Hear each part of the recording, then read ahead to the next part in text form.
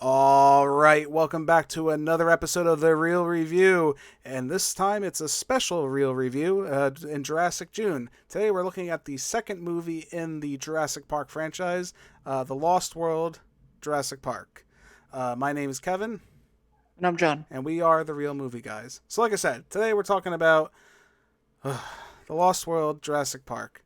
I'm not really a big fan of this movie. John, how about you? What are your thoughts on this movie? Honestly, when I rewatched this movie again, Yeah.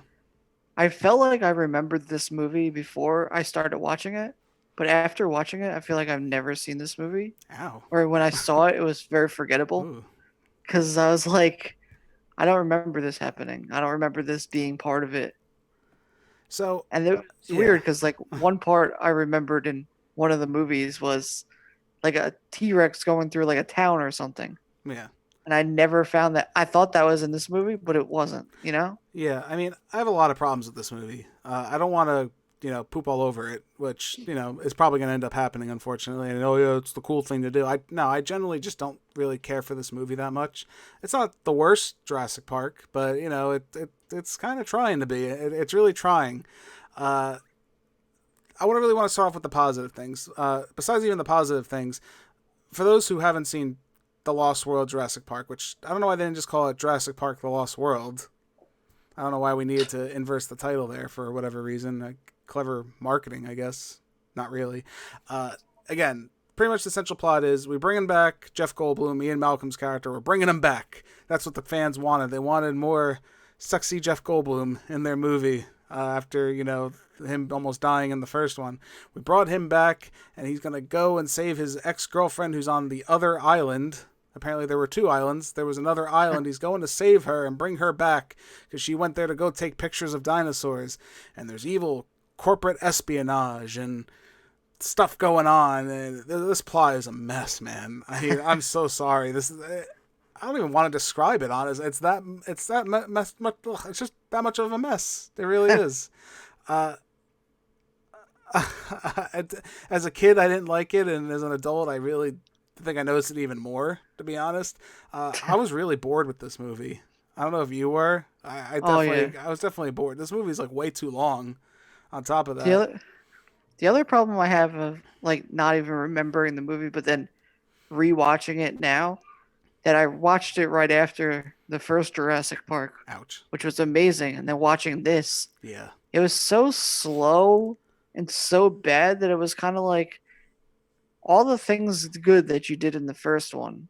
So you didn't bring half of that back to this one, and right. It was just so I guess I would say it was so just not there. Wasn't catching my attention. Wasn't good. Not even trying to be negative. What are the positives? All right, I got a couple. All right, I'll give you a couple. I do have some positives. It's not total oh my god. They do still use practical dinosaurs in some of the shots. Maybe a little less, I would argue. I would think it's a little less in this movie. But the practical that they used, which we praised in the last video, nonstop, the T-Rex still looks really good. They have two T-Rex in this movie. T-Rexes? No, T-Rex. I'm going to go with T-Rex. T-Rexes sounds weird. Two T-Rex in this movie. They both look wonderful. They really do. The baby T-Rex that's in this movie looks great. Some of the other dinosaurs, they do use some practical, but they still hold up. I would say even maybe minor improvements as far as that. I don't know if you would agree. I would say maybe improvements with some of the technical aspects of it. Yeah, I mean, I guess some. I think that's more of a time thing where things just get better. Yeah. I would argue maybe the CG's not as good in this movie. I don't know if you would agree with that. The CG aspects, while they look good, the dinosaurs don't look bad as far as some of the CG that they're using. The only issue I would say I have is they have like a weird lighting to a lot of the Okay. dinosaurs. Like some of them look washed out with like a lot of Yeah. white, especially in some of the darker, like the darker scenes look okay. As soon as you Hmm. bring a dinosaur into the actual like light, like a well lit area, you start to see some of that like white. I don't know if they just didn't have light textures down at this point. I mean, we Yeah. didn't have too many of that, too many bright scenes in the last Jurassic Park movie, so I don't know if that was maybe a non-issue. But again, they didn't look Yeah. terrible. I don't want to say, but they were serviceable. I would say serviceable. The CG is in this movie. Yeah. I mean, and that's the thing too.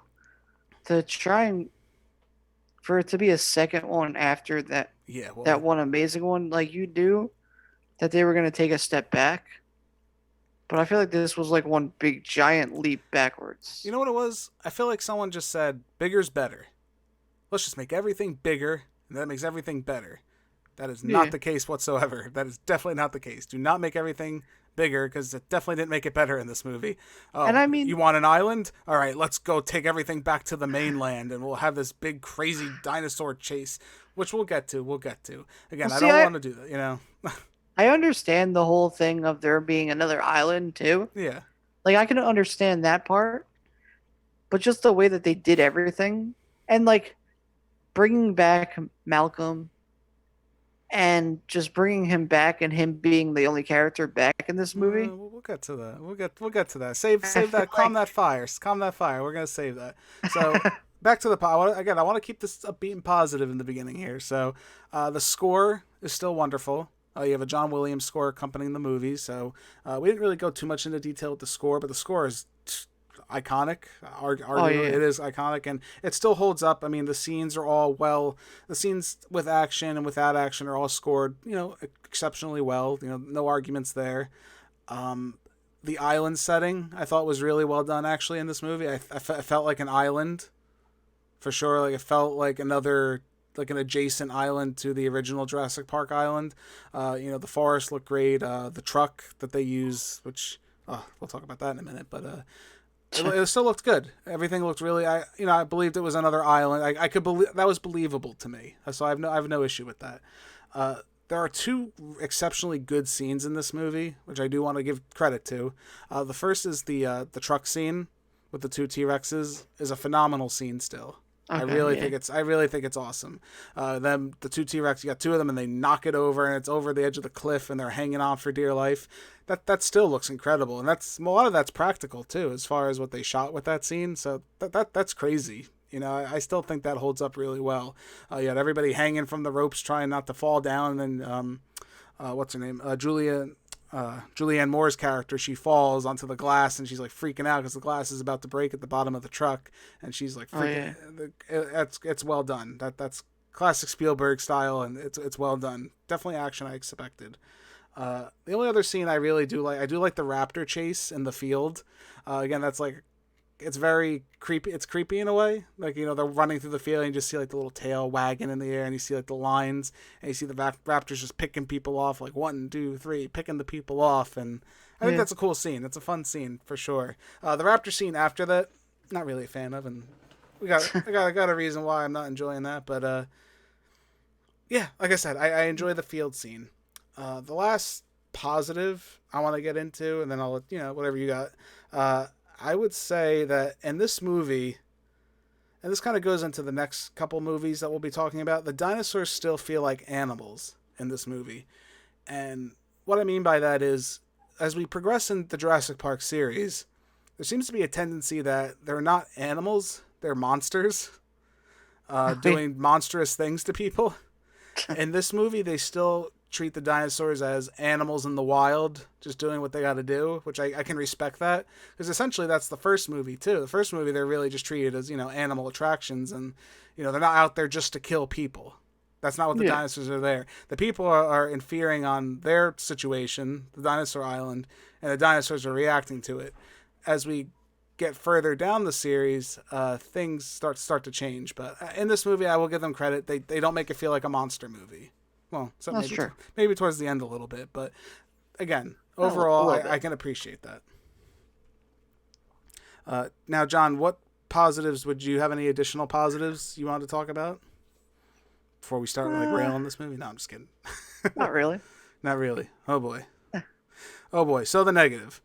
We talked about the length. This movie feels like I feel like it wouldn't end. I hate to Like say it. eternity. Yeah, and the worst part is the first. It feels like two movies. It feels like the first half's okay. It's like decent. You know, when they're on the island, it's decent. It's It's okay. serviceable. It's fine. And then I feel like we jumped into another movie with the T-Rex stampeding through the city, and I'm like, what is this? Yeah. It was just added on just to be ridiculous. That's really what it Yeah. felt like. It was really weird. I But think they also, just I think yeah. taking away from everything too, like the acting just wasn't there. The The acting. acting was bad, Ugh. especially when I found out Vince Vaughn was in this too. I was like, his character was just so bad too. It wasn't like a good character. It wasn't good portrayed. I just didn't like most of the characters in the movie. So So that about made the the movie acting. even longer. Let's talk about the acting. I'm hit or miss with Jeff Goldblum, as I've stated even in the previous review. This is a miss for Jeff Goldblum. He is funny. He does have his scenes where, you know, I chuckle like, haha, that's kind of funny. He was so incredibly unlikable in this movie. I just didn't. I kind of wanted him to get eaten by a dinosaur, like constantly throughout this movie. He's abandoning his daughter for his girlfriend in the first place, and he's just so negative all the time. And I couldn't. I couldn't tolerate him. I felt he was really annoying. And the unfortunate part is none of the supporting characters made me feel any different. I really didn't see why Julianne Moore's character Sarah was even with him. To be honest, they had like no connection or chemistry whatsoever together. It was just so okay. You're just Yeah. two people chilling. Uh, Vince Vaughn did Vince Vaughn, which he does Vince Vaughn. And if you know Vince Vaughn, I keep saying his name, you know what I mean. But It she's was almost like he was playing the character from that he plays in The Wedding Crasher. yeah. Like that's the same character he was in this. Like, So that yeah. leads me to, and then yeah, John Hammond came back briefly, which was he was the best part. He had an Oh excellent yeah. little cameo, and I did enjoy that. There's no lies there. Uh, John Hammond, amazing guy. Awesome. The whole it leads me to believe like why did you Jeff Goldblum's character is so he doesn't work as a main character at all. No. He doesn't. I'm sorry, he just doesn't work. He's a great supporting character. I I enjoy it because you can wrangle out the doses a little bit. You don't have to have it all in one sitting. But he's just so annoying. He really is. He's just so friggin' annoying. I almost wonder maybe if they had cast maybe like Vince Vaughn. I know this was early in his career, so they didn't have as much going on as he does now. But maybe him being the main character would have been more interesting than having Jeff Goldblum.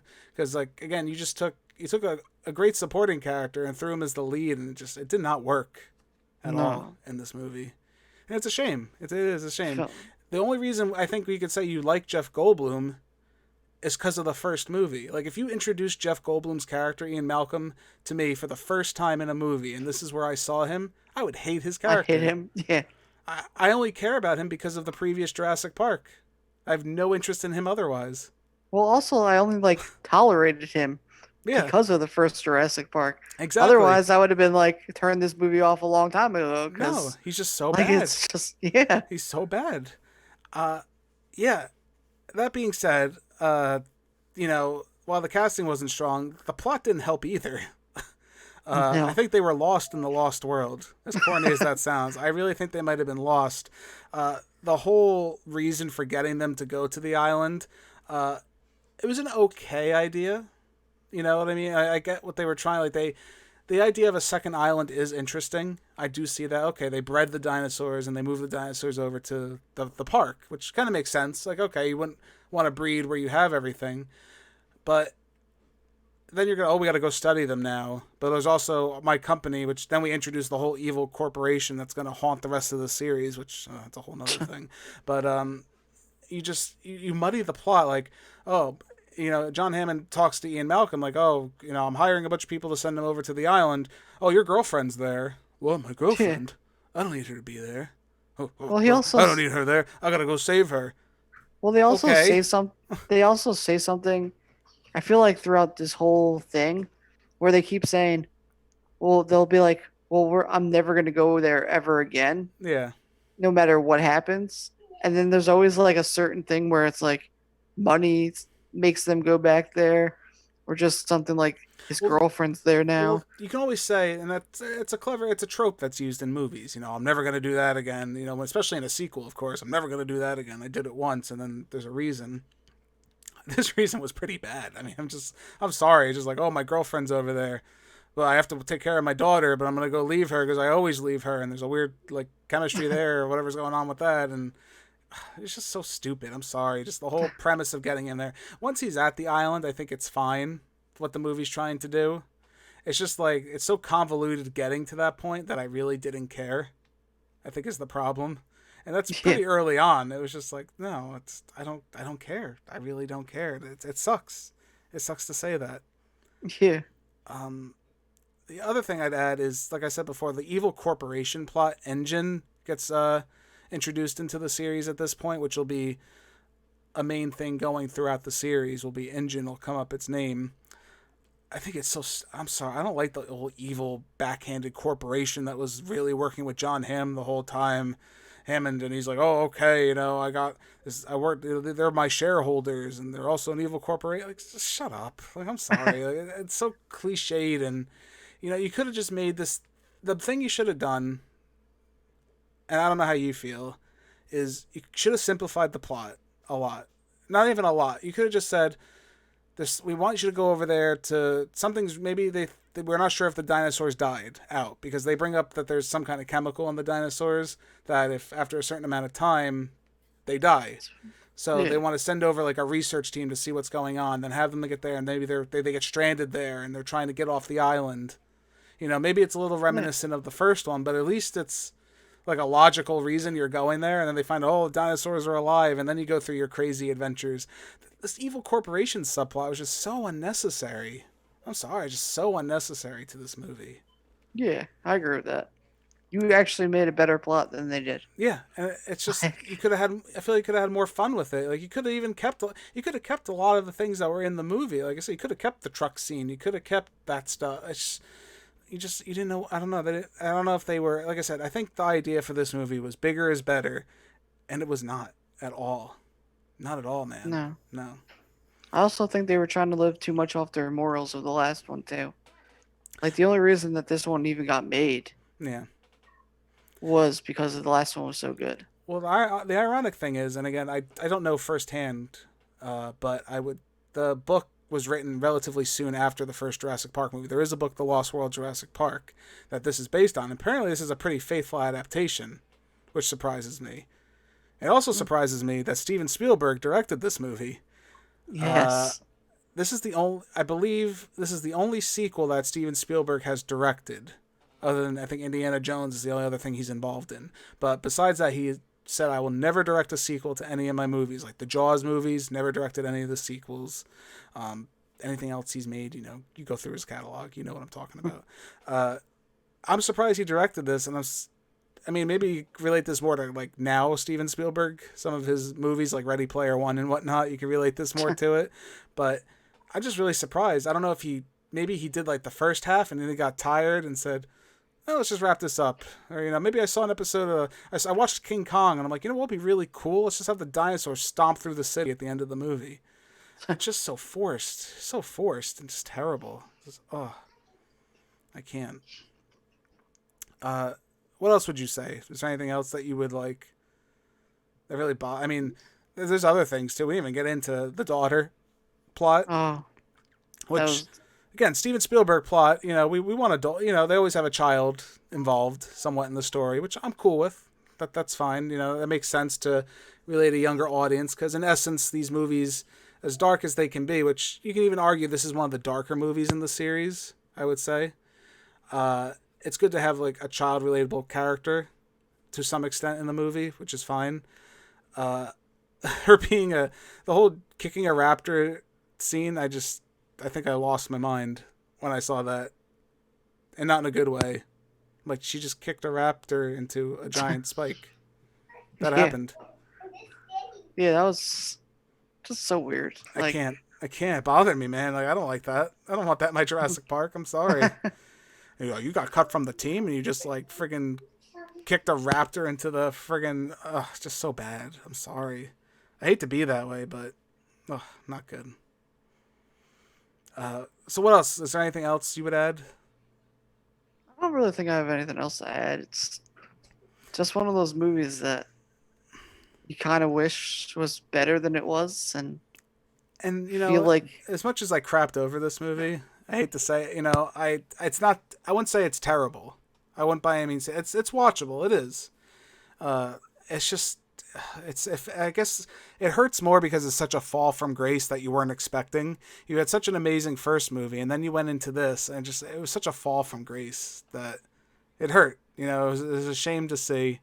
There's still things you can enjoy out of it. Like I said, I think if you watch the first half of the movie, or first, like, I don't even say the first 3/4, because realistically, when you look at it, I think I tried to time it. It was around like maybe 30 minutes was the whole city sequence of this movie, where this movie takes a really random turn. Uh, you know, if you cut out that 30 minutes and did some adjustments to the plot, I think you would have had a good movie. It would have been fun. It would have been good, I would say. But all the issues we talked about, and then a 30-minute monster movie at the end of the movie, it just wasn't for me. It wasn't for me.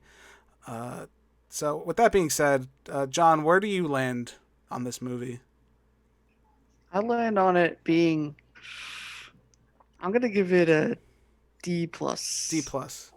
Yes. All right. I could see a D plus. I'm gonna be a little better than you. I'm gonna actually go. This movie's a C for me. Really? Yeah, I think Okay. because how well done the truck scene is. Uh-huh. Because again, that's a really well done scene. That still holds up incredibly well. That scene. It's just like, why is this in this movie? to that extent, and the raptor scenes, and to the feel, it still feels like it's part of the Jurassic Park series. Oddly enough, as much as we bashed it, it still feels like a sequel to the last Jurassic Park. It still does. It loses its way. It becomes a lost world. But snap.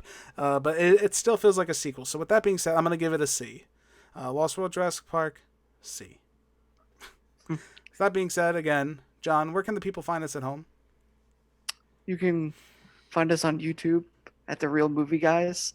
Follow us, like our channel, subscribe. You could also find us on Twitter at The Real Movie Guy. And also, we're now broadcasting on many platforms for our podcast. That's right. We are streaming. We are currently streaming for those listening at home, or maybe are listening on a select streaming service of your choice. We are still available on Spotify, Anchor, Google Podcast, Breaker, Radio Public, and finally, Pocket Casts. And yes, I did read that off a list. There's a lot of them. So, with that, like I said, if you are listening to us, we greatly appreciate it. If not, just check us out on YouTube. Leave a like, leave a comment. The only other thing I'll mention to you guys, if you're interested, we do have a T-shirt available. We are selling a T-shirt via Teespring. Johnny, where's that available at for the people at home? It's on Teespring/TheReelMovieGuys. And you can get T-shirts, sweatshirt, long sleeve shirts, tank tops, muscle shirts. We got it all. We got it with all. Our logo. We got lots of shirts. We got the Real Movie Night logo smack dab in the middle of that T-shirt, and on the back you got our name, so you can subliminally advertise for us without even knowing it. So people are checking out your back. They'd be like, "Oh, they're a Real Movie Guys fan." That's pretty awesome. It is a really awesome shirt with an awesome design. Oh, thank you. But that being said, if you guys want to check it out, we greatly appreciate it. It only helps the channel. Otherwise, just liking the video, even listening to us is, more than enough that we could ask for. That being said, though, we are the Real Movie Guys. My name is Kevin. And I'm John. And we are real guys, real movies, real reviews. We'll see you next time. And the next movie is Jurassic June. Will be Jurassic Park 3. We'll leave it at that. We'll see you guys in the next video. See ya.